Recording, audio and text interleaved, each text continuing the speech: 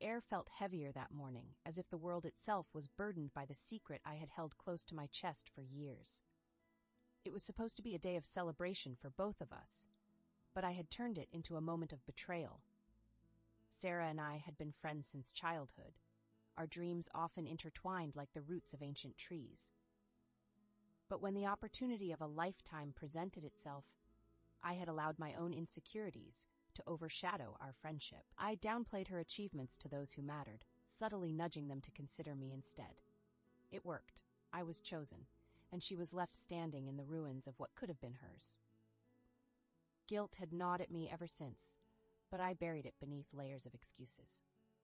Years later, I had built a life on the success I stole.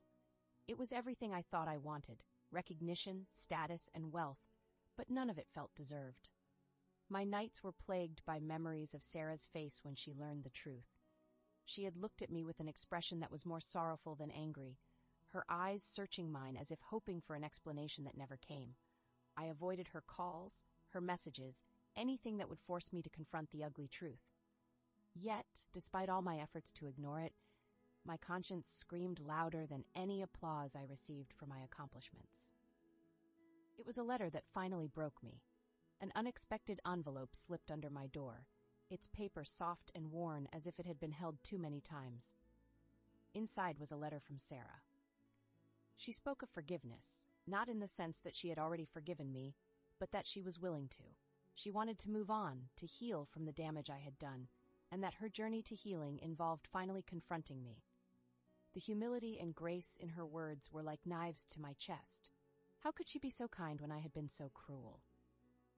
Days turned into weeks before I gathered the courage to reach out to her. The anticipation of her response was torture. When she finally agreed to meet, my hands shook the entire drive to our agreed location. I feared the confrontation. I feared her anger. But most of all, I feared her forgiveness. Because if she forgave me, I would have no choice but to confront the I had become. It was easier to despise myself when she still held resentment toward me. But if she was willing to let go, what right did I have to hold on? Seeing her again felt like facing the ghost of my own betrayal. Sarah's eyes were the same, kind yet sharper, as if life had taught her caution. She didn't yell or cry. Instead, she listened as I stumbled over my words, my confession pouring out like a wound finally allowed to bleed. The words I had rehearsed so many times crumbled under the weight of her gaze. I admitted everything, from my jealousy to the deliberate sabotage of her dreams. And when I was done, all she said was, "Thank you for being honest."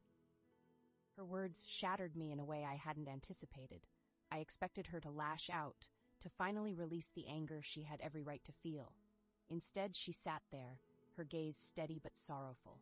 The apology I had rehearsed sounded hollow, inadequate, like trying to repair a broken vase with mere words. I confessed my greed, my insecurity, how I had intentionally destroyed her chance at success to boost my own, and all she did was nod, her expression unreadable, her silence worse than any anger. "You hurt me deeply," she finally said, "but I've spent so many years letting that pain control me. I don't want it to anymore." Her voice was calm, resolute.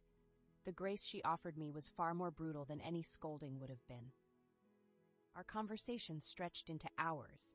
What began as an apology grew into an unearthing of years of unresolved guilt and bitterness.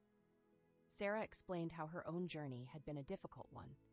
Rebuilding her dreams from scratch wasn't easy, and the shadow of my betrayal had haunted her every step of the way. Yet she spoke of growth and resilience, of finding strength in the ashes of what I had destroyed. The weight of her forgiveness was almost unbearable, a mirror held up to the worst parts of myself. And yet, as the conversation continued, I began to feel something I hadn't experienced in years: hope. Days turned into weeks as Sarah and I continued to rebuild whatever remained of our fractured relationship. We met occasionally, our conversations tentative but genuine. The shame I carried didn't dissolve, but it lessened, slowly replaced by a determination to become someone worthy of the forgiveness I'd been given. The pain I caused her had left scars, but Sarah's resilience showed me that healing was possible. And for the first time, I allowed myself to believe that redemption was within reach. One afternoon, Sarah called me, her voice warm but serious. She mentioned a project she was working on, something that meant the world to her. It was a nonprofit aimed at providing mentorship to young artists, the kind of guidance she never received because of the damage I caused. And then she asked me to be a part of it. I was speechless. Her willingness to include me in something so personal, so meaningful, left me shaken. It was her way of saying that she believed I could change, that I could be more than the person who betrayed her. It was a test, but also an invitation, one that I accepted with every ounce of humility I could muster. Months later, standing beside Sarah at the launch event for her nonprofit, I felt something I hadn't felt in years. Pride.